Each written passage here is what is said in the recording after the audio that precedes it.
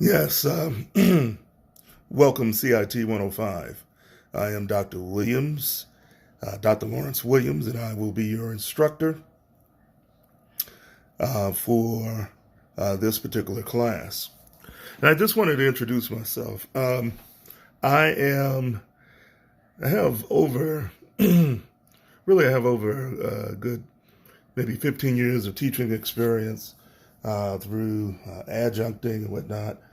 I was what is called a chief information officer and or a chief technology officer with companies like AT&T, Lucent Technologies, a regional hospital, and also Bridgestone.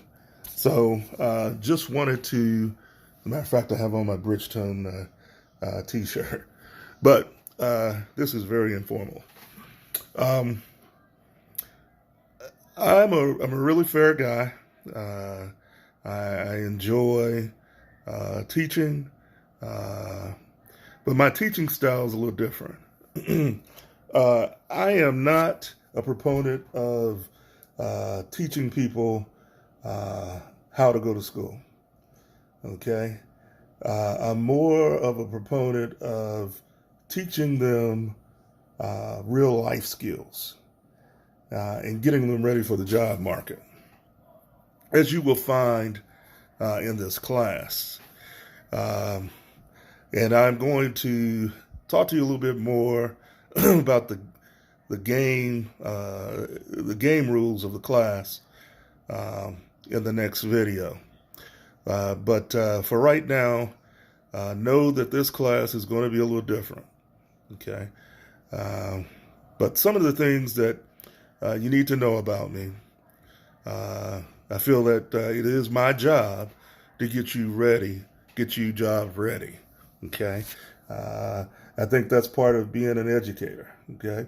What I'm going to do is create a situation where it's more closely related to the job market.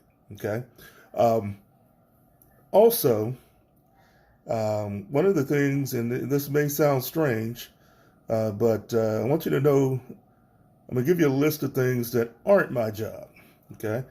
Um, Number one, it is not my job to make sure you read all the chapters. Okay, in the book. Okay. Uh, yeah, it is not required, but you will find it helpful if, in fact, you want to become, uh, you want to bring your skill level up in each application of Microsoft. Okay, um, so think about that because one of my pet peeves is people asking me questions when they haven't referred to the book. Okay, the book is there for a reason. Again, basically, uh, one of the one of the things in you having a job would be if you do not know something, you will need to learn how to look it up. Okay, there are all different types of resources, and uh, that would be number two. It is not my job to, uh, and I guess it's associated with number one. It is not my job to repeat the things that are already covered in the book.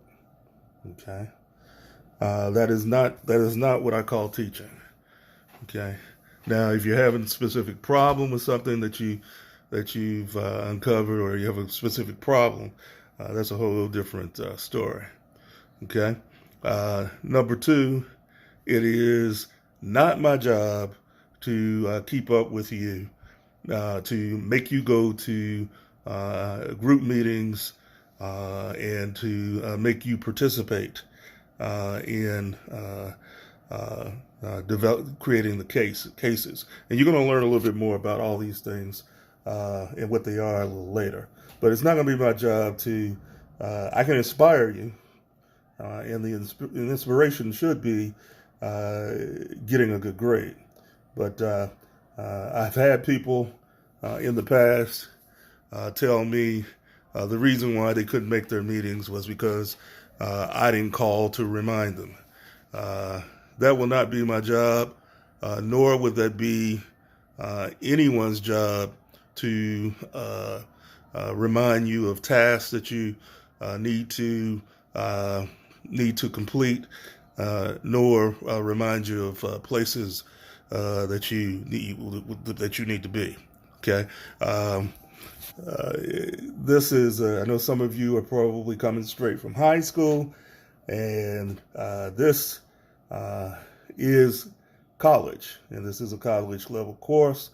Therefore, a lot is expected of you, and the expectation is that you are now an adult, and you are committed to finishing this class, and it's not going to require me to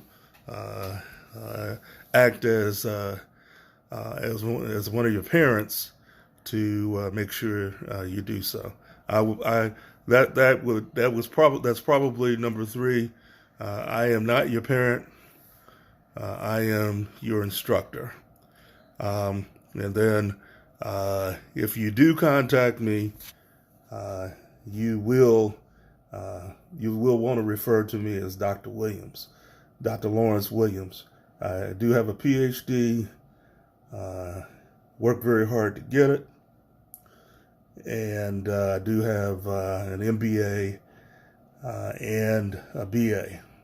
So that says that I've been in school all my life.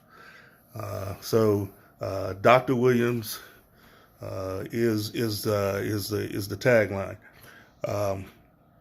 And given that, I come from a long line of professors. My dad was a professor, and my mother is a professor. And I'm going to tell you, like he used to tell his students, I am here to coach you. I will not go to school for you. And the translation of that is my effort. When you have a coach of a basketball team, you notice that the coach gives certain suggestions and develops certain plays.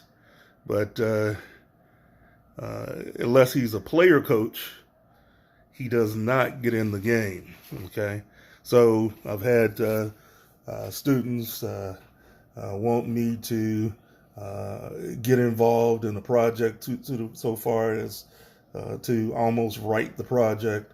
I've had students call me with every step of a project in terms of what they needed to do. I've had students want me to almost repeat what's in the reading. These are the things that will not happen. Okay. Otherwise, I don't want to be negative. Otherwise, I am there for you.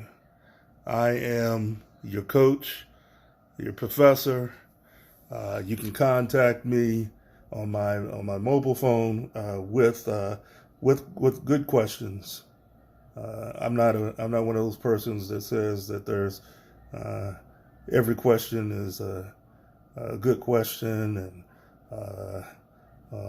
that there is no such thing as a dumb question.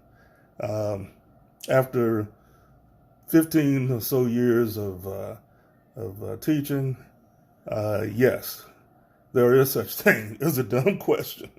Okay, those questions that are already in the book that require you to go ahead and look at the book. You know, if you're calling me to repeat something in the book, that is not an acceptable question.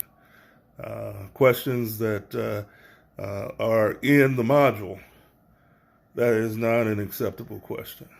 Now, if you call me and you want to expound upon things, those are good questions. Something that was unclear.